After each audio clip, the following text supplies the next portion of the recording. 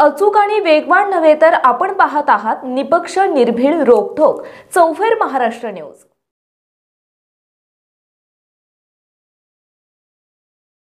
महाराष्ट्रातील सरपंच आणि उपसरपंच यांचं मानधन दुपटीने वाढवण्याचा एक मोठा आणि महत्त्वाचा निर्णय महायुती सरकारने घेतला आहे।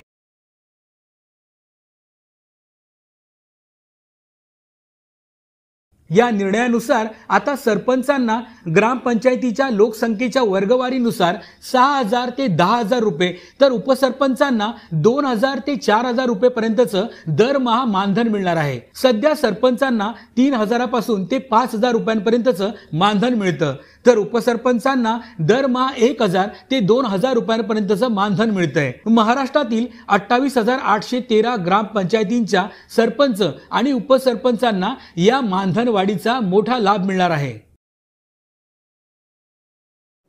ग्रामीण भागातील ग्राउंड रिपोर्ट महाराष्ट्रातील चालू घडामोडींची अचूक माहितीसाठी चौफेर महाराष्ट्र न्यूज चॅनलला सबस्क्राइब करा आणि शेअर करा।